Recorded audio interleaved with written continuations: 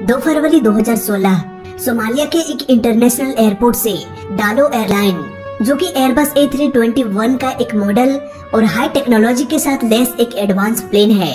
2 फरवरी को ये plane 74 passengers और 7 क्रू मेंबर्स के साथ 10:30 में उड़ान भरने वाला था, पर किसी वजह से ये प्लेन 25 से 30 मिनट डिले हो गया, यानी कि करीब सुबह के 11 बजे डालो एयरलाइन उड़ान भरा। प्लेन में सब कुछ ठीक चल रहा था। पायलट सभी प्रोसीजर को फॉलो करते हुए टेक ऑफ करने लगा और करीब 20 मिनट बाद वो हुआ जो किसी ने सपने में भी नहीं सोचा था। उड़ान के महज 20 मिनट बाद एक जोरदार धमाका हुआ, जिससे प्लेन में एक बड़ा सा होल बन गया। इसी के आसपास बैठे 2 लोग बुरी तरह से जख्मी हो गए। पायलट्स को कुछ भी समझ में नहीं आ रहा था कि आखिर ये हो क्या रहा है, लेकिन इतना तो साफ था कि इस प्लेन के साथ कुछ भयानक हो चुका है। अब जल्दी से इसे इमरजेंसी लैंडिंग कराना पड़ेगा। केबिन में बैठे सारे पैसेंजर्स उस होल से दूर भागने लगे ताकि वो उस होल में गिरने से बच जाएं। लेकिन ये डैमेज कैसे हुआ, क्यों हुआ?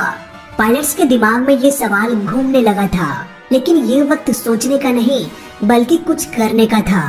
पायलट ने ATC से कहा कि केबिन में डीकम्प्रेशन हो चुका है और हम वापस से एयरपोर्ट में लैंड करने के लिए आ रहे हैं।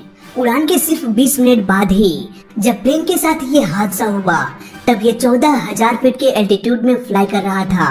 और आपकी जानकारी के लिए बता दूं कि लगभग 15,000 फीट के एल्टीट्यूड में भी एयर प्रेशर नॉर्मल होता है, इसलिए सभी यात्री आराम से इस एल्टीट्यूड पर भी सांस ले सकते थे।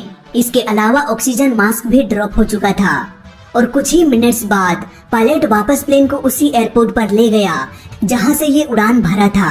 प्लेन में बैठे सभी 81 लोगों में से सिर्फ 2 लोग ही घायल हुए थे और उन्हें तुरंत ही ट्रीटमेंट के लिए भेज दिया गया।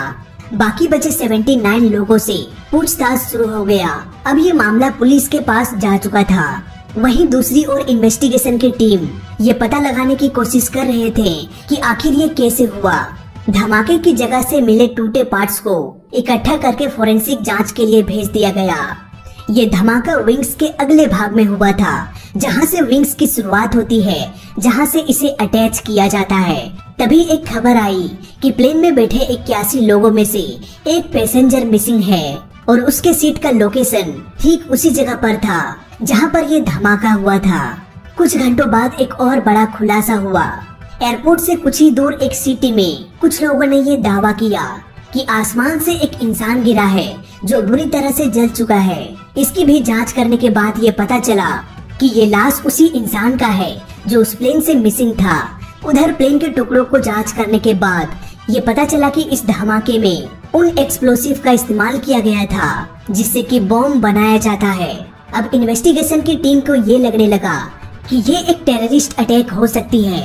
साथ ही साथ उस धमाके की जगह पर कुछ ऐसे मटेरियल भी मिला जो कि इलेक्ट्रॉनिक डिवाइस में लगा होता है, जैसे कि मोबाइल, टैबलेट या कोई लैपटॉप। अब पूरा सब उस इंसान की तरफ चला गया जो कि उस प्लेन से मिसिंग था और ये पता लगाया गया कि उस वक्त उसके पास कौन कौन से इलेक्ट्रॉनिक डिवाइस मौजूद था। एयरपोर्ट के सिक्योरिटी डिपार्टमेंट ने ये पाया कि उसके पास ऐसा कोई भी डिवाइस नहीं था जिसमें कि एक बॉम्ब इंस्टॉल किया जा सके। इवन टेक ऑफ से पहले सारे लगेज की अच्छे से जांच भी किया गया था। इन्वेस्टिगेशन की टीम अब अपने ही सवालों में उलझने लगे थे। अगर प्लेन में बॉम्ब था तो ये बॉम्ब प्लेन में कैसे पहुंचा? क्या सिक्योरिटी डिपार्टमेंट में कोई ऐसा शख्स था जिसने मदद किया हो बॉम्ब को प्लेन तक ले जाने के लिए? अब यहाँ पर एयरपोर्ट के सारे सिक्योरिटी कैमरास पर छानबीन किया जाने लगा और फिर एक चौंका देने वाला खबर सामने आया। एयरपोर्ट का एक वर्कर हाथ में एक लैपटॉप लिए हुए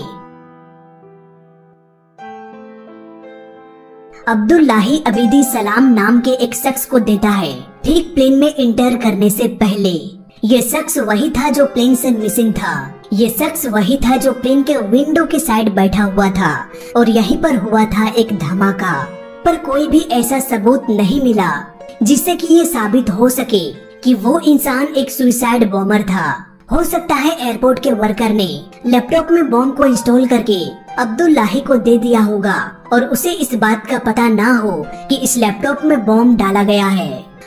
ऐसे केस में होने को तो कुछ भी हो सकता है, लेकिन अगर हम स्मार्ट तरीके से पूरी कहानी को समझने की कोशिश करेंगे तो यकीन मानिए पूरा का पूरा केस दूध का दूध और पानी का पानी हो जाएगा। तो चलिए फिर से चलते हैं धमाके के 20 मिनट पीछे, जब ये प्लेन उड़ान भरने वाला था। एक शख्स ने ठीक उसी जगह पर एक सीट को बुक किया जहां पर प्लेन का फ्यूल टैंक होता है, यानी कि ठीक विंग्स के पास, ताकि विंग्स के पास अगर धमाका हो तो फ्यूल टैंक में आग लग जाएगा और प्लेन ऐसे जल के भस्म हो जाएगा जैसे कि कोई माचिस की तीली हो। और इस काम को अंजाम देने के लिए उसे एक ऐसा बॉम्ब चाहिए था जो एक इलेक्ट्रॉनिक डिवाइस में इंस्टॉल किया जा सके, क्योंकि ऐसे डिवाइस को प्लेन में ले जाना काफी आसान होता है। और वैसे भी लैपटॉप को देखकर कोई डाउट भी नहीं करेगा कि इसमें कोई बॉम्ब भी हो सकता है। एयरपोर्ट के उस वर्कर से पूछताछ करने के बाद ये पता चला कि उस लैपटॉप को सिक्योरिटी से बचाकर उसी ने अब्दुल्लाही को सौंपा था। यहाँ पर कुछ लोग ये भी बोल सकते हैं कि हो सकता है उसी सिक्योरिटी गार्ड ने बॉम्ब को इंस्टॉल किया होगा। हो सकता है उस पैसेंजर की कोई भी गलती ना हो। अगर आपके भी दिमाग में ऐसा सवाल आ रहा है तो जरा सा रुकिए, पिक्चर तो अभी बाकी है। दोस्तों, जैसा कि हम जानते हैं, अगर इस तरह का कोई हादसा हाई एल्टीट्यूड में हो जाता है तो डीप्रेशराइजेशन के कारण दम घुटने से यात्रियों की मौत भी हो सकती है। जिस तरह से प्रेशराइज्ड बलून के होल को अगर हम खोल दें तो तेजी से हवा बलून से बाहर निकल जाती है, ठीक वैसे ही हाई एल्टीट्यूड में अगर प्लेन में होल हो जाए तो वैसे ही हवा तेजी से बाहर की ओर निकलने लगेगी और केबिन का प्रेशर इतना कम हो जाएगा कि यात्री सांस नहीं ले पाएंगे। इसके साथ साथ हमें ये भी ध्यान देना पड़ेगा कि अगर ये धमाका हाई एल्टीट्यूड पर होता तो ये प्लेन को 2 से 3 गुना अधिक डैमेज कर सकता था और मुझे लगता है 90% ये प्लेन क्रैश हो जाता और सभी की जान चली जाती। दरअसल ऐसा प्रेशर डिफरेंस के कारण होता है और इसे समझने के लिए हम छोटा सा एग्जांपल लेते हैं। अगर हम नॉर्मली किसी पटाखे को जलाते हैं तब ये अपने आसपास के एरिया को कम डैमेज करता है, जबकि अगर इसी पटाखे को जमीन के अंदर दफना दे तो इसका इम्पैक्ट काफी अधिक हो सकता है। ठीक उसी तरह हाई एल्टीट्यूड पर बॉम्ब का इम्पैक्ट प्लेन को तबाह कर सकता था। अब यहाँ पर ये सवाल आता है कि अगर बॉम्ब का इम्पैक्ट हाई एल्टीट्यूड पर अधिक होता है तो इसे 14,000 फीट के एल्टीट्यूड पर क्यों ब्लास्ट कराया गया। दोस्तों, अगर हम यहाँ पर गौर करें कि अगर सिक्योरिटी गार्ड उस बॉम्ब को एक्टिवेट करता तो वो एक ऐसा टाइमिंग सेट करता कि जब प्लेन अपने हाई एल्टीट्यूड पर हो तभी ये बॉम्ब ब्लास्ट हो जाए, न कि 14,000 फीट पर। लेकिन ये धमाका हाई एल्टीट्यूड पर नहीं हुआ। इससे ये साबित होता है कि उस बॉम्ब को सिक्योरिटी गार्ड ने इंस्टॉल नहीं किया था। उस लैपटॉप में पहले से ही एक टाइम बॉम्ब इंस्टॉल किया गया था और उस गार्ड ने सिर्फ लैपटॉप को बाईपास किया। अब आप में से बहुत से लोग ये सोचेंगे कि आपको कैसे पता कि ये टाइम बॉम्ब ही था। दोस्तों, यहाँ पर हमें समझना पड़ेगा कि जिसने भी इस बॉम्ब को इंस्टॉल किया था उसने डालो एयरलाइन के टाइमिंग को देख के किया था। अगर ये प्लेन सुबह के 10:20 में उड़ान भरता है तो लगभग 1 घंटे बाद ये 30 से 35,000 फीट के एल्टीट्यूड में पहुंच जाएगा और तभी होगा एक जोरदार धमाका। इसी टाइमिंग को फॉलो करते हुए उस टाइम बॉम्ब को इंस्टॉल किया गया था। लेकिन ये प्लान तब चौपट हो गया जब एक अनाउंसमेंट में कहा गया कि डालो एयरलाइन अपने समय से करीब आधे घंटे बाद टेक ऑफ करेगा। अब क्योंकि लैपटॉप में एक टाइम बॉम्ब लगा हुआ था और उस टाइम बॉम्ब का टिक टिक शुरू हो चुका था, प्लेन करीब आधे घंटे की देरी से सुबह के करीब 11 बजे उड़ान भरा और उड़ान के सिर्फ 20 मिनट बाद जब ये प्लेन 14,000 फीट के एल्टीट्यूड पर था तभी उस टाइम बॉम्ब ने अपना रंग दिखा दिया। विंग्स के बगल में एक जोरदार धमाका हुआ, लेकिन इस धमाके में भी फ्यूल टैंक अभी भी सुरक्षित था। अगर सिक्योरिटी गार्ड बॉम्ब को इंस्टॉल किया होता तो वो टाइमिंग को बढ़ा देता, क्योंकि उसे पता था कि फ्लाइट डिले हो चुकी है। इस हादसे में सभी की जान बच गई सिवाय उस सुसाइड बॉम्बर का। कहते हैं ना कि मारने वाले से बड़ा बचाने वाला होता है। ये हादसा उसी का एक एग्जाम्पल है।